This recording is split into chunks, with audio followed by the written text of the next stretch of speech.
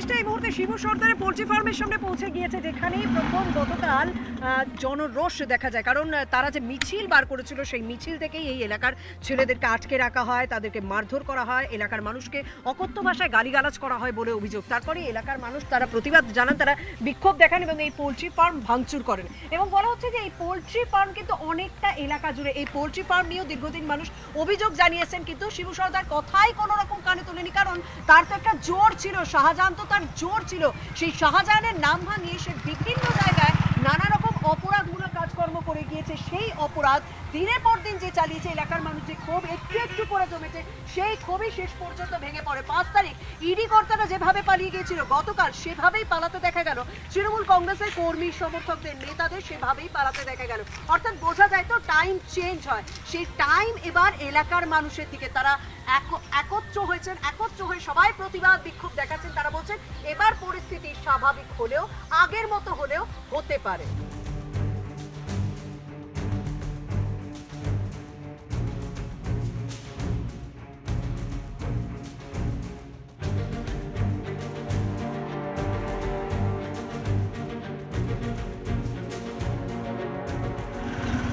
কিন্তু দেখছি এলাকায় প্রবল দাপটে ছিল শিবপ্রসাদ হাজরা, মানে দিকে দিকে তার পোল্ট্রি ফার্ম এবং জমি দখল করে। বলছে যে জমি নজরে পড়তো সেই জমি তার কাছ থেকে কেউ বাধা দিতে পারতো না।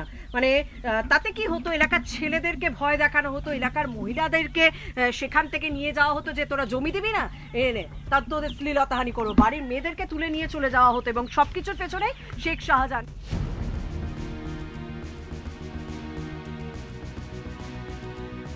এখনো পর্যন্ত ছড়িয়ে ছিটিয়ে রয়েছে চিহ্ন। পোল্ট্রি ফার্ম যে কালকে আগুন লাগিয়ে দেওয়া এলাকার মানুষ, কারণ তাদের ছেলেদের উপর অত্যাচার চালানো হয়েছে, সেই চিহ্ন এখনো পর্যন্ত ছড়িয়ে ছিটিয়ে রাখা হয়েছে। তারা কেন প্রতিবাদ করবেন না?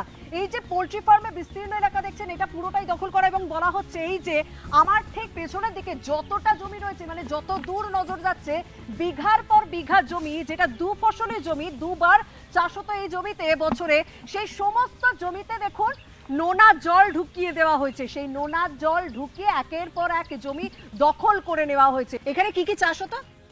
এখানে 2 ফসল ধানের চাষ হতো, হ্যাঁ 2 ফসল করে, হ্যাঁ বর্ষায় চাষ হতো, আবার গরমের চাষ হতো। ভয় পেতেন নাকি তখন? হ্যাঁ হ্যাঁ আমরা সবাই ভয় পেতাম। শাহজাহানকে কোনোদিন এখানে দেখেছেন ওকে? হ্যাঁ হ্যাঁ ও আসতো? হ্যাঁ উনি আসতেন এখানে। মানে যেখানে চোখ রাখলেন, যে জমিতে চোখ রাখলেন সেই জমি চাই? হ্যাঁ হ্যাঁ। কেউ কিছু বলতে পারতো না? না, আমার ওখানে দোকান আছে, এরকম আমার একেবারে দোকান ঘর ভেঙে টেঙে দিয়েছে, দিয়ে সেখানে বিশ্রামগার করেছে। আর আমরা এই দুটো মানুষ ওই বাড়িতে থাকি, আমাদের মানে খুব অসুবিধা আমাদের। কি মনে হচ্ছে এবার কি সবকিছু ঠিকঠাক হবে? হ্যাঁ এবার ঠিকঠাক হবে।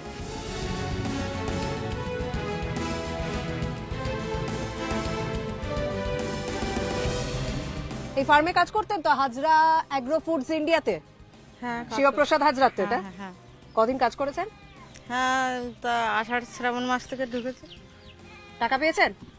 কিছু টাকা দিয়েছে আর কিছু বাকি আছে। টাকা পয়সা দেবে বলছে যে আমরা 1 মাস করে ডিউ রাখবো, তারপর দিয়ে দেবো। না, মাসের কাজ করবেন টাকা পাবেন, ডিউ রাখার কেন?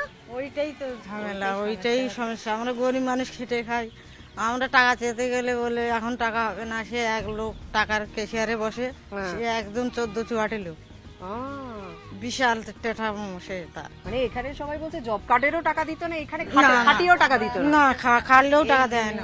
দুপুরে রোদে হ্যাঁ এই জোয়ার উঠে যাবে, এই চলো কি কষ্ট, মাটি কাটতে হবে।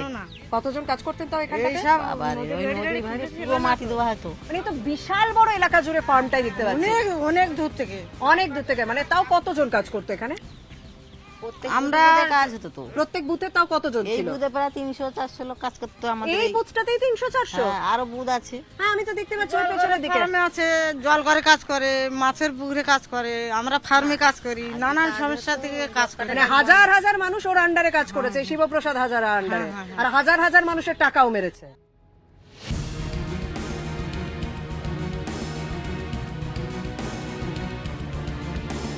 কাকা এটা ফুটবল মাঠ ছিল নাকি? এখানে কি খেলাধুলা হতো? সামনে স্কুল দেখছি। এখানে খেলাধুলা হতো, এটা লিগের খেলা হতো, আমাদের সুন্দরবন অঞ্চলের বিখ্যাত লিগের খেলা হতো এখানে আচ্ছা এই মাঠে। আচ্ছা, এই মাঠটা তাহলে কেটে দিল কেন? মাটি কাটলো কেন? এই মাঠটা এই যে আমফানের এই নদীর বাঁধের অবস্থা খারাপ ছিল, হ্যাঁ, সেজন্য এই জিসিবি দিয়ে মাঠটা কেটে, বাইরের থেকে মাটি না এনে মাঠের মাটি কেটে সব ভরাট করেছে। মাঠের মাটি কেটে ভরাট করেছে। তারপর কি এখানেও ভেরি করছে নাকি? এটা ভেড়ি হয়নি, এটা ভেড়ি হয়নি। হ্যাঁ। যে এখানটায় খেলাধুলোটাই আমাদের পরিবেশটা নষ্ট করে দিয়েছে পুরো আর কি। এইগুলোর পেছনে কে? ওই উত্তম সর্দার, শিবু হাজরা হ্যাঁ, এলাকায় খুব জ্বালিয়েছে না? খুব জ্বালিয়েছে। হ্যাঁ, খুব আর জ্বালিয়েছে। ওর সাকরেদরাও এখনো জ্বালাচ্ছে। ওর সাগরেদ বলতে ওই 2-4 জন আছে ওই ভরত, সঙ্গে। এরা সব তো ওর সাকরেদ তো। হ্যাঁ, 2-4 জন আছে ওর সাগরেদ, কিন্তু ওরা প্রশ্রয় দিয়েছে বলে ওরা এখানে এসেছে। আর শিবু আর উত্তমকে কে প্রশ্রয় দিত? ওই ওর ভাই শাহজাহান শেখ। শাহজাহান শেখ। মানে নদীর ওপার ধামাখালি চরবেরিয়া থেকে ধামাখালি পুরো ওর রাজত্ব। এই নদী পেরিয়েও এপারে রাজত্ব শাহজাহানের। এতদিন কিছু বলতে পারতেন না নাকি ভয়? কেউই মুখ খোলেনি, ভয়ে সবাই। এবার আস্তে আস্তে মানুষ মুখ খুলছে। মুখ খুলছে আস্তে আস্তে। মুখ খুলে সমাধান হবে। শাহজাহান তো এখনো ধরা পড়েনি। দেখা যাক এখন এই আমাদের আবার এই আপনারা দিচ্ছেন আমাদের লাইভ, আমাদের আবার কি হবে, আমাদের লাইভ রিস্ক আছে এখন।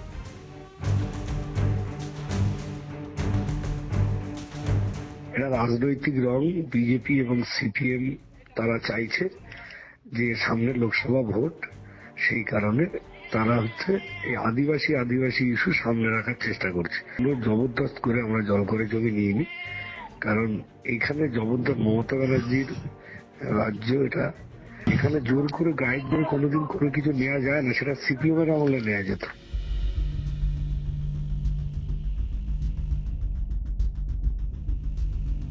তো উত্তম সর্দার বলছে যে আপনারা এই যে প্রতিবাদ বিক্ষোভ করছেন, এটা নাকি বাম বিজেপি এরা নাকি আপনাদেরকে উস্কানি দিয়ে করাচ্ছে। আমাদেরকে কেউ উস্কানি দেয়নি।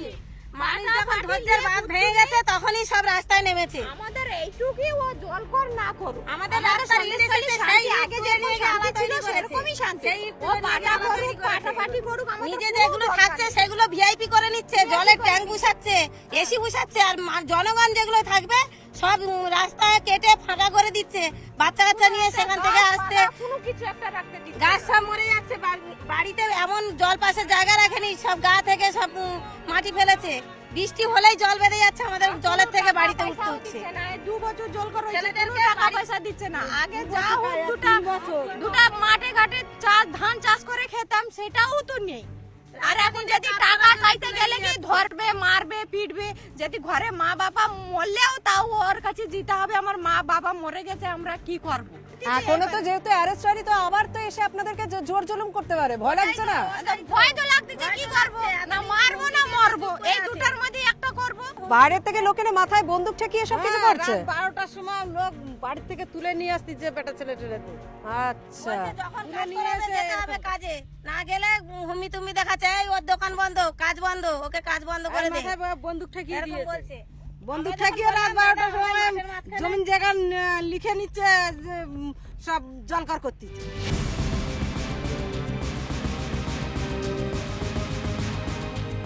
আপনাদের যদি কোনো অভিযোগ থাকে আপনারা দিন থানাতে, সেটা আমরা দেখবো, কিন্তু এভাবে তো নয়। আপনারা কে নেয়নি অভিযোগ? কে অভিযোগ নেয়নি? আপনারা চলুন থানায় দেখে অভিযোগ দিয়েছে কিনা, আপনারা দেখুন আমরা দেখে নিয়েছি না কিনা। আপনি বলছেন অভিযোগ নিইনি, অভিযোগ না নিলে আসামি কোর্টে গেল কি করে, কেস হলো কি করে? পুলিশ বলছে সময় বাড়ছে, এলাকায় মানুষ বাড়ছে, প্রতিবাদ বিক্ষোভ বাড়ছে। যে সকালে আমরা মহিলাদেরকে শুধু দেখেছিলাম, এখন এলাকার পুরুষরাও সেই প্রতিবাদ বিক্ষোভে সামিল হচ্ছে। যাই হোক, এই ব্যবস্থাটা কিভাবে সামাল দেয় সন্দেশখালী থানার পুলিশ? আদেও কি এই দুজনের বিরুদ্ধে যে অভিযোগ, এই দুজনকে গ্রেপ্তার করা হয় কিনা? শাহজাহানের ভবিষ্যৎটি কোন দিকে যায় সেদিকে আমাদের নজর থাকছে। তবে এবার আমাকে ফিরতে হবে, এবার আমার ফেরার পালা, অফিসে ফেরার পালা। যাই হোক, আজ এখানেই শেষ করছি। দেখা হবে আগামীকাল অন্য কোনো জায়গা থেকে অন্য কোনো ইস্যু নিয়ে।